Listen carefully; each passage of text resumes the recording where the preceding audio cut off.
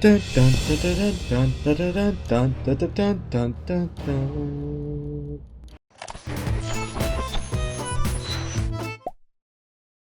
Hello duelists, Tombox here from MST.TV, and welcome to another segment of Rulebook. For this segment, we're going to be covering about the recently hyped cards, Star Seraphs. And more specifically, we're going to talk about the awesome furniture and the royal accessory, Scepter, and Sovereignty. Let's start with the card description of Star Seraph Scepter. Star Seraph Scepter is a light level 4 fairy effect monster. It has a trigger effect, unclassified effect, and another trigger effect. The card text states, when this card is normal or special summoned, you can add one Star Seraph monster from your deck to your hand except Star Seraph Scepter. An Exceed monster that was summoned using 3 or more monsters, including this card on the field as an Exceed material, gains this effect. When this card is Exceed summoned, you can target one other card on the field, destroy it, and if you do, you can draw one card. And for the other Star Seraph card, Star Seraph Sovereignty is also a level 4 light fairy effect monster. This card has 2 effect types. One is a condition, which is not really an effect, and a trigger effect. Now, the card text states, cannot be used as an Exceed material for Exceed summon except for an Exceed summon that uses 3 or more monsters as Exceed materials. If you normal or special summon a Star Seraph monsters, except during the damage step, you can special summon this card from your hand, and if you do, draw one card. Then special summon it if it is a Star Seraph monster. So how does the basic combo of Star Seraph work? You need one copy of Star Seraph Scepter and one Sovereignty in your hand. You start off by normal summoning Scepter and activating his effect to add another Star Seraph monster. Because another Star Seraph monster was summoned, the Sovereignty in your hand can be special summoned onto the field. And it is also a trigger effect, so it activates into a chain link. So this will be chain link 1 and this will be chain link 2. When we resolve the chain backwards, Sovereignty will special summon itself onto the field, and then I'll draw one card. Then, chain link 1 resolves, I will be adding a Sovereignty to hand.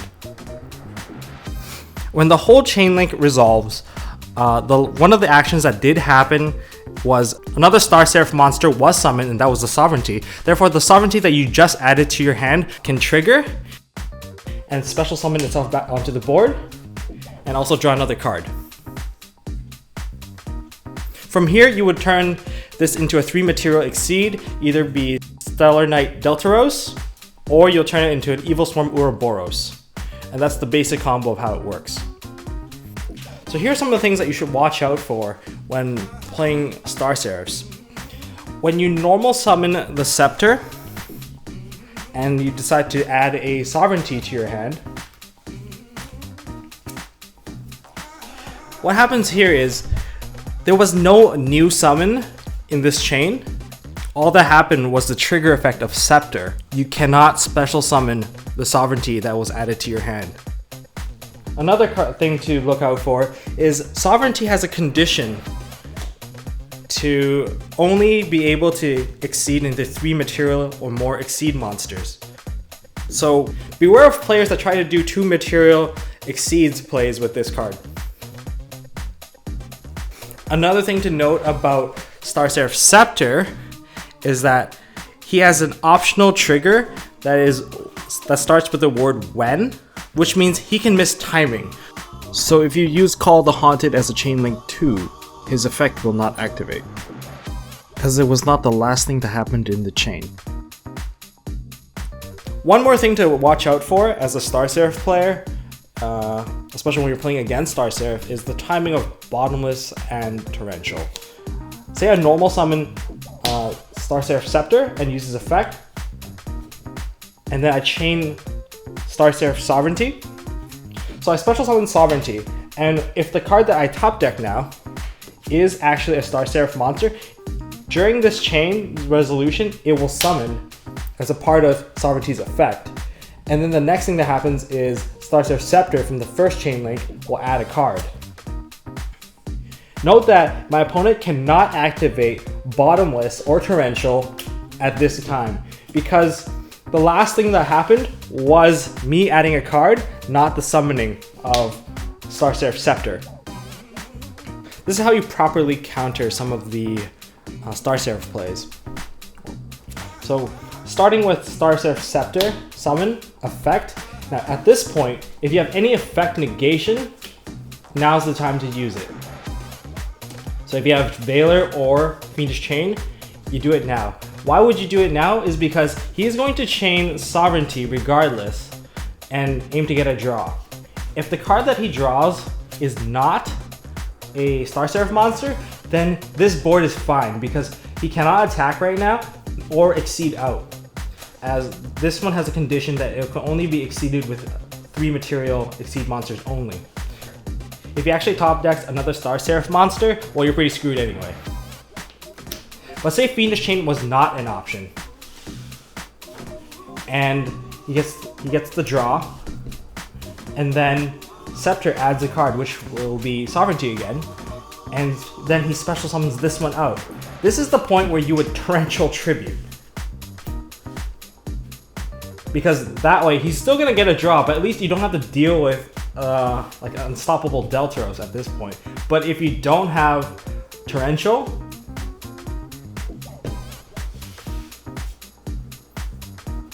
and you have a warning instead, when he goes into making the Deltaros, this is when you activate warning.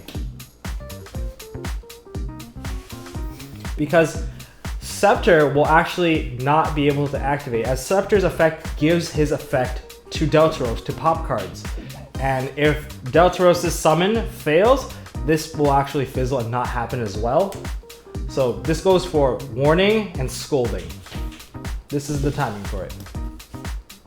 And since Deltaros never hit the field, it does not activate and give you a free Satellar Knight summon.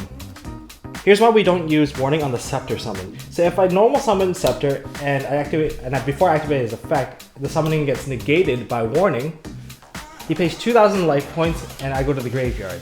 But if I activate Call the Haunted and get the Scepter back, I'll get my search and I'll get another summon from the Sovereignty. And that's as if I just freely got rid of your warning and I got my entire play, and now he's gonna suffer for it.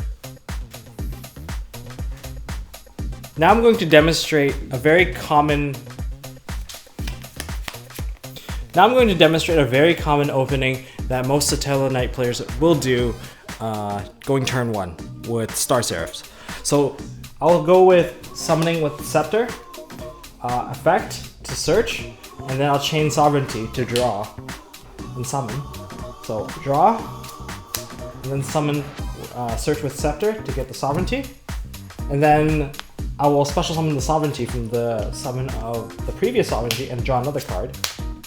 Now I'll overlay into making Deltaros.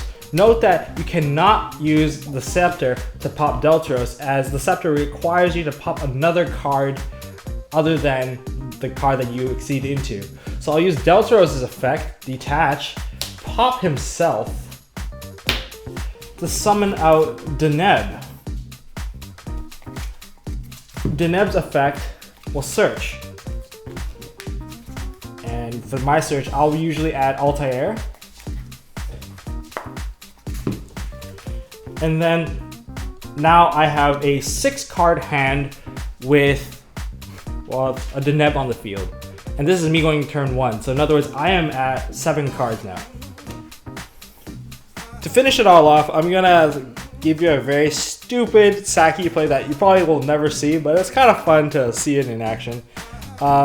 Say my opponent went first and decided to crush card me for like no reason. Like, I lose a bunch of cards and I hold a Soul Charge in my hand. I will dump all 3 of my Scepters into the graveyard, just for kicks. Now I'll play Soul Charge for 3,000 life points, getting all 3 Scepters back. Of course, this is like really risky. If my opponent has any sort of legitimate back row, this will not work. And I'll overlay all 3 of these into Deltaros. which gives me 3 free pops right now and 3 free draws. That was so free. I got a +6 out of this. And now I can actually get more pops if I really wanted to. See, this is what would happen if a bad player crush cards you and you like outplay them. But legitimately, if you had a Call the Haunted set, you can actually throw one of your scepters into the graveyard just so that you can call a Haunted one back if you have other Star Seraph cards in your hand as well. So that's it for this episode of Rulebook. If I've missed anything, please leave it in the comment section below. If you like this video, please give it a like. And if you want to see more, then subscribe. And until next time, hold on to your MST.TV.